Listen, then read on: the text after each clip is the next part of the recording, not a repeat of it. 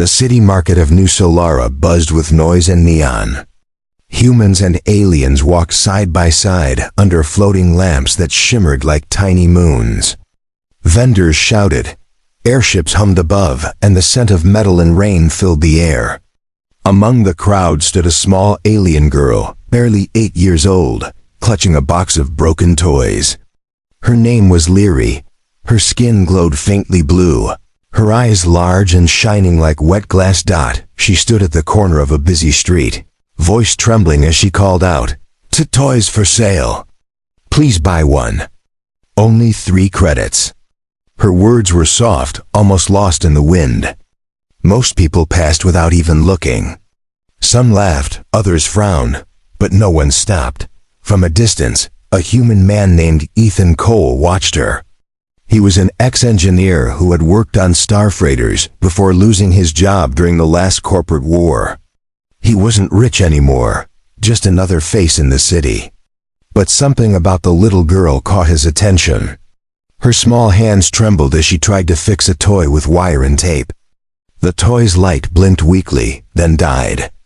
Still, she smiled sadly and placed it back in her box. Ethan walked closer. "Hey kid," he said gently. "What are you doing out here alone?" Leary looked up, startled. Her eyes were bright with fear at first, then softened when she saw his kind face. "Selling toys," she whispered. "I made them myself. Please, buy one?" Ethan knelt beside her. The toys looked handmade, old circuits, bottle caps, glowing stones. Some were carved in the shape of animals. Others looked like tiny spaceships. "They're pretty good," he said. "But why are you selling them?" She hesitated. Her lip trembled. My mother is sick. She needs medicine." She looked down at her small feet, dirty from the cold pavement. "The doctor said she might not live another cycle if I don't bring more credits."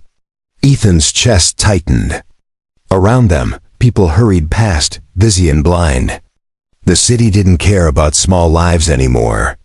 But this child, this little alien girl, she stood there in the cold, trying to save her mother one toy at a time. He took out a few credits. "Here, I'll buy them all." Her eyes widened. "All?" He smiled. "Yeah, every toy. You keep the box. I'll just take this one." He pointed to a small glowing cube shaped like a heart. She held it out with both hands, tears forming in her eyes. Thank you, human." But before he could walk away, she spoke again, her voice shaking but brave. "Please, human. Don't just buy them because you feel sorry. I can make more. I can work. Please, let me earn it. My mother says never take charity." Ethan looked at her for a long moment. In her eyes he saw something rare. Pride, love, and fear mixed together. "You're a strong one," he said quietly. The girl nodded. "Mama says being strong is all we have left." Then, from across the street, a loud crash echoed. A patrol drone knocked over a stand and flew toward them, flashing red. "Unregistered vendor detected." It barked. "Alien miners are not allowed to trade without license." Leary froze. No, please." She dropped her box, toys scattering everywhere. The drone aimed its scanner at her face, preparing to alert the enforcement bots. Ethan stepped forward. "She's with me," he said firmly. "My helper." The drone paused, its red light blinking. After a moment, it flew away, warning them to register your assistant. Leary looked up at him, eyes wide in disbelief. You saved me." Ethan smiled faintly. "Guess we're partners now." She blinked away her tears, managing a tiny smile. Then, "Can I make toys for you, human?" "Sure," he said softly. "And maybe together, we can get that medicine." But deep down, Ethan didn't know that this small act of kindness was about to pull him into something far greater, a secret that would shake the balance between humans and aliens forever. That night, the rain fell hard on New Solara. The streets shimmered like rivers of glass. and the sound of thunder echoed between tall buildings. Ethan walked fast, holding his old coat above Leary's head as they hurried through the narrow alleyways. "Not far now," he said. "You'll catch a cold if we stay out much longer." Leary's small feet splashed through puddles, her hands clutching her toy box tightly. "It's okay," she said softly. "I'm used to rain. Our home leaks sometimes." Her words stung Ethan. A child shouldn't be used to rain or hunger. They stopped before an old workshop at the edge of the district, a forgotten building with flickering lights and the smell of oil. The faded sign above the door still read Coal Mechanics. His father's old shop. Ethan pushed the metal door open. It creaked like a groaning beast. Inside, the place was dusty but dry. Broken tools lay scattered across tables, and a single heater buzzed weakly in the corner. "You can stay here tonight," he said. "It's not fancy, but it's warm." Leary's eyes wandered across the room. She touched an old gear with wonder. "This place smells like my mother's old factory," she whispered, "before the humans closed it." Ethan looked at her. "Your mother worked in a factory?" "Yes, she made parts for ships. But after the war, they said aliens weren't allowed to work in human zones anymore." Her voice cracked, but she kept speaking. She never complained. She said, "Work is work, Leary. We just have to survive." Ethan swallowed hard. He had heard stories like that. Aliens fired, forced into poverty, treated like outsiders. But hearing it from a child made it feel heavier. He pointed to the small heater. "Sit there and warm up. I'll make something to eat." Minutes later, he handed her a steaming cup of soup, the cheap kind made from recycled powder. Still, she smiled like it was the best meal in the universe. "Thank you, human," she said softly. "You can call me Ethan." She nodded shyly. "Etune." He chuckled. "Close enough." After dinner, she opened her box and began fixing a small toy. Her little hands moved quickly, twisting wires, shaping tiny parts from scrap. The toy flickered to life, a small metallic bird that fluttered its wings and chirped softly. Ethan stared. "You made that from junk?" Leary nodded proudly. "Mama taught me." She said everything broken can still have purpose. Her words hit him deep. Everything broken can still have purpose. Then she paused, her hands shaking. "Human, can I tell you a secret?" "Of course." She looked around the workshop nervously, then whispered, "I lied earlier. Mama isn't just sick. She's hiding. From people who took other alien workers. They said it was for treatment, but no one ever came back." Ethan froze. "What people?" "The white suit men," she said quietly. "They come at night. They said aliens with sickness are dangerous. Mama told me to sell toys far away so they don't find our home." Ethan felt a chill crawl up his spine. He knew those men, biosanitation corps, they called themselves. But everyone in the Undercity knew they weren't healers. They took the sick for experiments, for studies, and no one returned. He looked at the trembling girl in front of him and realized he was already part of something dangerous. "Leary," he said firmly, "tomorrow you'll take me to your mother. We'll get her medicine and we'll keep her safe." Leary's eyes filled with tears, but she nodded. "You'd do that for us?" He smiled faintly. "For family. You called me your partner, didn't you?" She wiped her eyes and whispered, "Then you're my big brother now." Ethan laughed softly, ruffling her hair. "Guess so." But outside, unseen through the rain, a small drone hovered in the shadows. Its red eye blinked once, recording the image of a human man sheltering an alien child. Then it flew away into the night, sending a signal to someone who would soon come looking. Inside the workshop, Leary fell asleep beside the heater, clutching her toy bird. Ethan watched her, knowing the peace wouldn't last. Tomorrow, the hunt would begin, and he had no idea how deep the secret behind the medicine truly went. The next morning, the gray sky over New Solara never brightened. The city's tall towers looked like black fingers reaching into the fog. Ethan packed a small bag with tools, a few credits, and some energy bars. Leary followed him, her toy box strapped across her shoulder like a treasure chest. "Ready?" he asked. She nodded nervously. "Yes, human, I mean Ethan." They slipped out of the workshop before dawn, moving through the quieter side streets. The rain had stopped, but the ground still glistened. Strange graffiti glowed faintly on the walls, messages from alien resistance groups. Equality for all species, no more disappearances. As they walked, Ethan couldn't help but glance at the little girl beside him. Her small face looked tired, but her eyes carried an adult's determination. "How far is your home?" he asked. "Not far. Just through the rusted district," she said. "We live under the old energy tower." That name made Ethan uneasy.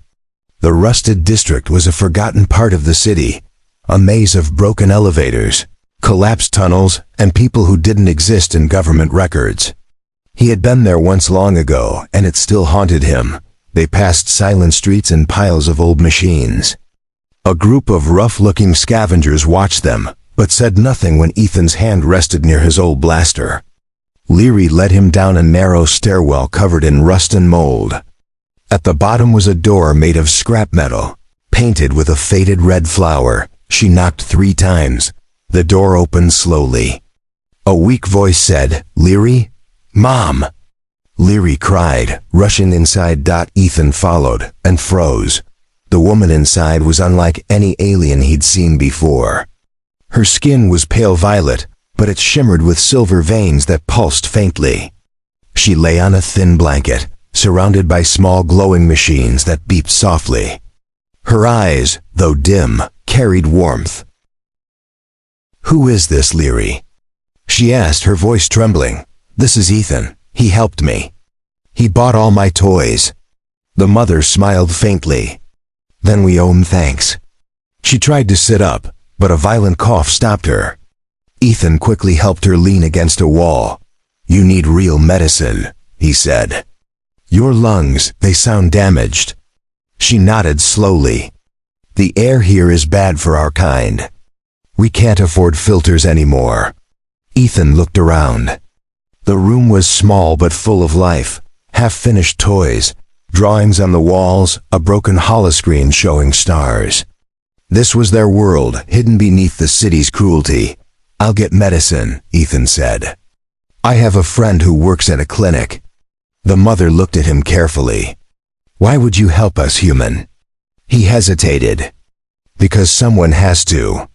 Because no one helped me when I lost everything either." For a moment, silence filled the room, the kind that felt like understanding. But then, the air shifted. A faint hum echoed from outside, mechanical, sharp. Leary's ears twitched. "Ethan, the drones!" Ethan turned toward the small vent at the top of the wall. Through the grate, he saw a red light scanning the alley. "They found you," he whispered. The mother grabbed his arm. "You must go. They'll take anyone seen with us." "No," Leary cried. "I won't leave Mama." Ethan's heart pounded. The sound of boots and metal echoed above. He made a quick choice, one that would change everything. He pulled a panel off the floor, revealing a tunnel leading into darkness. "Down here," he said. "Now," the mother hesitated, coughing again. Ethan picked her up carefully. "No arguments. We move or we die." They climbed down into the tunnel just as the door above shattered open. The sound of boots and metal wings filled the air. A voice shouted, "Scan for alien signatures." "There's a child." Leary held Ethan's arm tight, her small fingers shaking. "They'll hurt her." "Not while I'm here," he said. They ran through the tunnel, their breaths echoing in the cold dark. Behind them, lights chased like red eyes through the pipes. When they finally stopped, panting, they reached a hollow chamber with a small glowing crystal in the center. The mother looked at it with fear. "They're not just after me. she said weakly. They want this. This crystal. It's part of an old experiment. My people created it. It can heal or destroy. Ethan stared at the crystal's pulse of blue light. What kind of medicine are we really talking about? The mother met his eyes. The kind that could save a world. Or end one. And as the hum of drones grew louder behind them, Ethan realized he had walked into something far beyond a sick mother and her child. A secret powerful enough to start another war. The tunnel stretched endlessly beneath New Solara, a maze of metal and shadow. The dripping sound of water echoed through the silence as Ethan, Leary, and her mother hurried deeper inside. Ethan carried the weak alien woman on his back, her breath shallow, her skin glowing faintly blue with every heartbeat. Behind them, the faint hum of drones still whispered through the tunnels. Each sound made Leary flinch. "Ethan," she whispered, clutching his sleeve. "They won't stop until they find us." "I know," he said through clenched teeth. "But we're not giving up." They finally stopped in a small chamber lit by the eerie glow of the crystal her mother had shown. A floating shard of pure light, pulsing like a heartbeat. The air around it was warm and humming with invisible energy. Ethan laid the woman gently down beside it. "What is that thing really?" he asked, staring at the strange light. "You said it could heal or destroy." The mother coughed, clutching her chest. "We call it the core of Vera. It's a living energy crystal, one of the last from our homeworld before it was destroyed. It connects to life itself. It can cure any disease. But if it falls into human hands, they will use it for war." Ethan frowned. "Then why keep it here? Why not destroy it?" Her eyes, glowing dimly, looked sad. "Because it is bonded to me now. If it dies, I die too." Leary's voice broke the silence. "Mama found it when the humans burned our colony. It saved her. But it made her sick too. It's like the crystal gives her life and takes it back, little by little." Ethan's chest tightened. He looked at the small girl, exhausted, covered in dust, and then at the fragile woman fighting for breath. "There must be a way to help you without giving them this thing." "There is one way," the mother said faintly. "If I give the crystal to another living being, it will transfer my illness and my power. But the process is dangerous. It could kill the host." Leary's eyes widened. "No, you can't give it to anyone. Please, Mama." Ethan stayed silent, his mind racing. The hum of the drones grew louder again, closer this time. The metallic sound of footsteps echoed through the pipes. "They found us," he said grimly. The mother reached for his arm. "Ethan, you must take Leary and run. Leave me. If they capture the core, everyone suffers, humans and aliens alike." "I'm not leaving you," he snapped. "You think I'd come all this way to abandon you now?" Her lips trembled into a weak smile. "You remind me of my mate. He was human too. That stopped him." "Your mate?" She nodded. "He saved me during the war. He believed in peace. But the humans executed him for treason. That's when I ran, and when I found the core." Ethan felt his heart twist. A human who loved an alien, killed by his own kind. He understood now why this woman had trusted him so easily, and why Leary's eyes seemed to carry both fear and hope. The walls shook. A deep mechanical voice called out through the tunnels. "Biosanitation unit approaching. All aliens must surrender for examination." Leary screamed as a red laser cut through the darkness. Ethan pulled his blaster, firing back. Sparks flew as drones exploded in bursts of light. "Keep behind me," he shouted, but there were too many. 10. 15 drones swarmed through the passage, firing energy beams that burned the walls. The mother struggled to stand. "I can stop them," she whispered, her hand trembling toward the crystal. "The core answers to emotion. To pain, to love." Ethan turned. "Don't, you'll kill yourself." But it was too late. The crystal pulsed brighter, responding to her touch. A brilliant light filled the tunnel, a wave of blue energy that shattered the air. The drones froze mid-flight, then melted like wax in sunlight. Leary covered her eyes and screamed, "Mama!" When the light faded, her mother collapsed into Ethan's arms. Unconscious, the crystal dim again. The tunnel was silent except for their breathing. "She's alive," Ethan said softly, checking her pulse. "But weak." Leary knelt beside her, tears streaming down her cheeks. "She saved us again." "She always does." Ethan looked down at the faintly glowing core. "Then we have to save her this time. We'll find a way, somewhere in this city. There's got to be someone who knows how to stabilize that thing." As he spoke, the crystal flickered, and for a brief moment, Ethan saw a vision, a dark laboratory. A man in a white coat holding another core, smiling like a god. He blinked hard. The vision vanished. What was that? He muttered. The mother stirred weakly. "The core is showing you the truth," she whispered. "They already have another one. And they're coming." Ethan looked toward the dark end of the tunnel. The faint red glow of more drones began to appear, dozens of them this time. He gripped his blaster and stood tall. "Then we run, and this time we fight back." Leary stood beside him, clutching her toy box like a shield. The war for the core had just begun. The tunnels beneath, New Solara twisted like the veins of a dying beast. Ethan led the way, one hand gripping his blaster, the other carrying a flickering lantern. Behind him, Leary held her mother's hand tightly, helping her walk despite her weakness.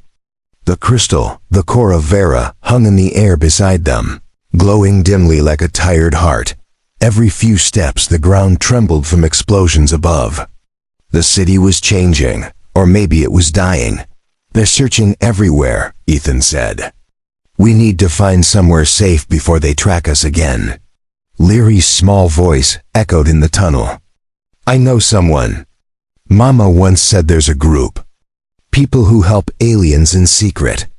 They hide in the old metro station." Ethan frowned. "A resistance group?" Her mother nodded weakly. "Yes, the Varen Circle. They were formed by both humans and aliens, those who believe peace still matters." She coughed, holding her chest. "If anyone can protect the core, it's them." Ethan tightened his grip on the blaster. "Then that's where we go." After hours of walking, they reached a massive underground chamber. Old train tracks curved through the darkness, and rusted signs still marked the platforms. Faint blue lights glimmered under the rubble. "Movement. Stop," a voice called. Ethan froze.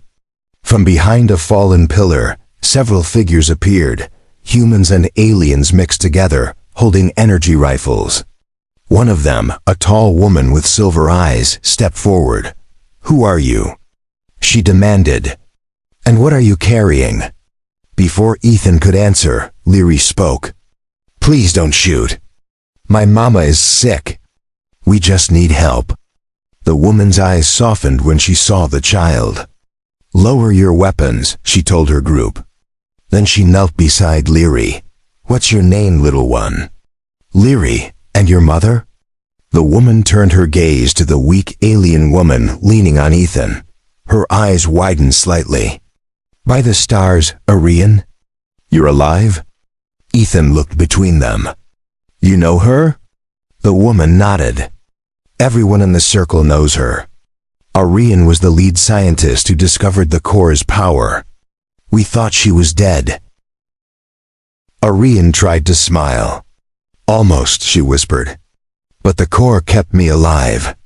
Now it's killing me." The silver-eyed woman helped them inside. The underground base was small but alive. Generators hummed, and people worked on machines, mapping drone patrols and radio signals. As they entered, whispers spread. "It's Arian, the Varen scientist." Ethan felt eyes on him, too, a human protecting an alien. Some looked curious, others suspicious. The woman led them to a quiet room lit by soft blue lights. "I'm Captain Maris," she said, "leader of the circle. If you brought the core here, you've just painted a giant target on all of us." Ethan crossed his arms. "Then help us protect it. You said you want peace? That thing might be the key." Maris sighed. "It's not that simple. The human government wants the core to create super soldiers. Alien factions want it to rebuild their dying colonies. And the circle, we just want to keep it out of everyone's hands." Leary looked up, frightened. "So, no one's good?" Maris knelt beside her. "Sometimes, little one, even the good people get lost in fear." Ethan felt anger rise in him. "Then what's the plan? Hide here forever?" Before anyone could answer, a sudden alarm blared. Red lights flashed through the tunnels. Someone shouted, "They found us. Drones inbound from the east tunnel." Maris cursed. "How?" "We changed frequencies." Arian's eyes went wide. "The core," she whispered. "It's sending out a signal. They can trace it." Ethan grabbed the crystal, feeling its warmth pulse stronger. It was almost alive, almost aware. "Then we move it away from here. Draw them out." Maris hesitated. "That's suicide." "Maybe," Ethan said. "But it'll give you time to escape." Leary grabbed his hand. "No, you can't go alone." He smiled softly. "Hey, I promised to protect you, didn't I? That's what brothers do." Arian's trembling hand touched his arm. "Ethan, if you take the core, it may bond with you. You could die." Ethan met her tired eyes. "Or it might finally do some good." The room filled with tension, the hum of the core, the alarm's distant echo, and the sound of approaching machines. Maris finally nodded. "You'll need this." She handed him a cloaking chip and a pulse rifle. "Take the west tunnel. It leads to the old reactor, plenty of energy for the core to feed on." Ethan nodded. "Keep them safe." As he turned to leave, Leary's voice broke the silence. "Ethan, come back, okay?" He smiled faintly. "I'll try." Then he ran into the shadows. The core floating beside him like a heartbeat of light, the last hope of two species. And maybe the beginning of something far more dangerous. Behind him, the sounds of battle erupted. The resistance fought. The drones advanced. And in the darkness ahead, Ethan began to feel the core's whispers inside his mind. Ethan ran through the dark tunnels, his breath heavy, his boots echoing off the wet metal floor. The core of Vera floated beside him, glowing brighter with every step, like it was feeding on his heartbeat. Behind him, the sound of blaster fire echoed, mixed with screams and the metallic roar of drones tearing through the resistance base. He didn't look back. He couldn't. The west tunnel opened into a massive underground reactor room, silent, ancient, and filled with broken machines. The air smelled like rust and electricity. Blue lightning flashed across the reactor coils, and the floor vibrated with power that hadn't been used in decades. Ethan stopped, panting, and leaned against a console. "All right, core," he muttered. "This is it. You wanted energy? You've got plenty." But the crystal didn't just glow, it spoke, not in sound. In his mind, a voice of calm, soft but powerful. "Ethan Cole, you have touched life beyond your kind." He froze, his hand instinctively reaching for his blaster. "Who's there?" "I am the Veran core," the voice said, echoing gently inside his thoughts. "I am what remains of 1,000 souls, and what your people once tried to destroy." Ethan's chest tightened. "You can talk?" "I can listen. And I can remember." Images flashed in his head. Alien cities burning, humans in armor marching through fire, and a woman holding the glowing core while explosions tore the sky apart. He stumbled backward, clutching his head. "Stop, get out of my mind." "I cannot," it replied softly. "You are linked now. The bond has begun." Ethan's eyes widened. "Bond? What do you mean?" Before the core could answer, a blinding flash of red light filled the tunnel. A drone had found him. Target located. It screeched. Ethan dove for cover behind a metal crate as a blast of plasma ripped through the air. Sparks flew. The core flared brightly, forming a shimmering barrier around him. Pure energy. Humming with strange patterns, he stared in shock. You protected me? You are my host now, the voice whispered. I protect what protects me. Ethan took a breath and aimed his rifle. Then let's protect each other. He fired. The drone exploded in a burst of smoke and metal. More came, 3, then 5, their red lights slicing through the darkness. Ethan fired again and again, his aim guided by instinct and something else, something inside him. Every time he pulled the trigger, the core pulsed, syncing with his heartbeat, feeding him faster reflexes, sharper senses. But he could also feel it, his life draining slowly. Like the core was taking as much as it gave. He fell to one knee, dizzy. You're killing me, he gasped. I am sharing, the voice replied. To protect life, one must give life. He grit his teeth, forcing himself to stand. Fine, just don't let me die before I finish this. He fired one last shot, and the tunnel went silent. The drones were gone, the core dimmed, humming softly. Ethan dropped to the floor, exhausted. His vision blurred, then a faint sound reached him, footsteps. Someone was coming. He turned, ready to fight again. But it wasn't a drone. It was Maris, the resistance leader. Her silver eyes gleamed in the dark. You're alive, she said, lowering her rifle. We thought you were dead. Ethan laughed weakly. Not yet. Where's Leary? Her mother? They made it out, Maris said. We lost half our fighters, but the rest escaped into the old sewer tunnels. She paused, looking at the floating crystal. Is that thing inside you now? He nodded slowly. It's linked. I can hear it. Feel it, Maris frowned. Then we have a problem. The scanners show the core's signal is growing. It's calling something. Ethan's stomach twisted. Calling what? Before she could answer, the ground trembled. A deep rumble rolled through the earth like thunder. The reactor lights flickered, and dust fell from the ceiling. Then the core spoke again, its voice echoing in both their minds this time. They are coming. Not drones, not humans. Something older.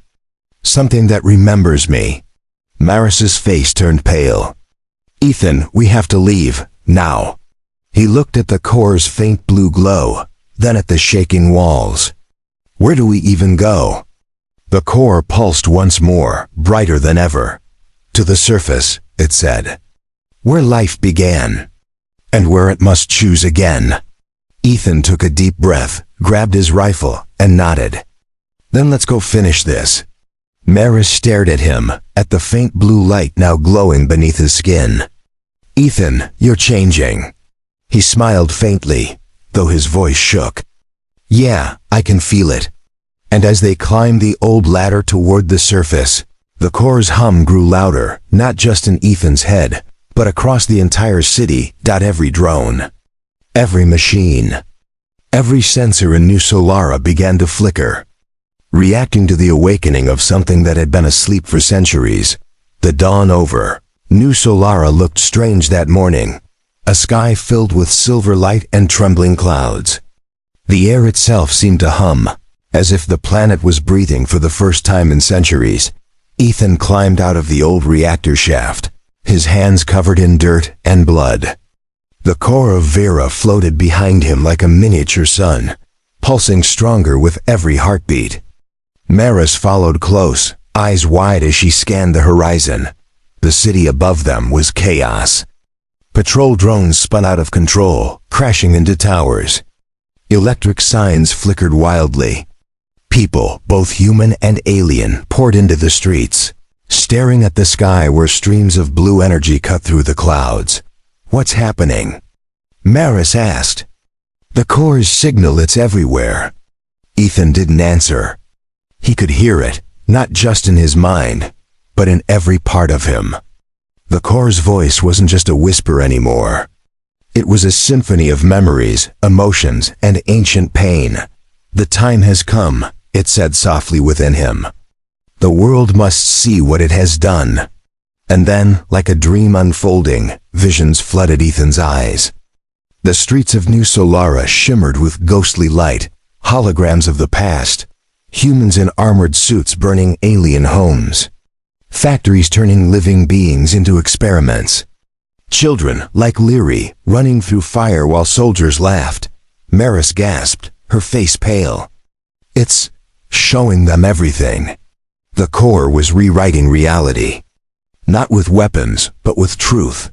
Across the city, people screamed and cried as their eyes filled with the memories of the war they tried to forget. Soldiers dropped their guns. Officers fell to their knees. The illusion of peace cracked open, replaced by guilt and sorrow.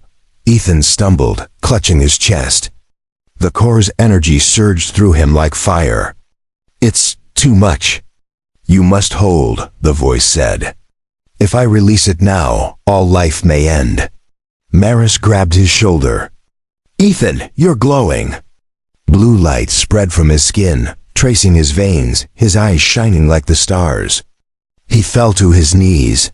Maris, if I lose control, you have to destroy it. She shook her head. No. There has to be another way. But the ground began to quake. Cracks opened across the streets. From the northern sky, massive human warships descended, engines roaring. The Central Authority had arrived.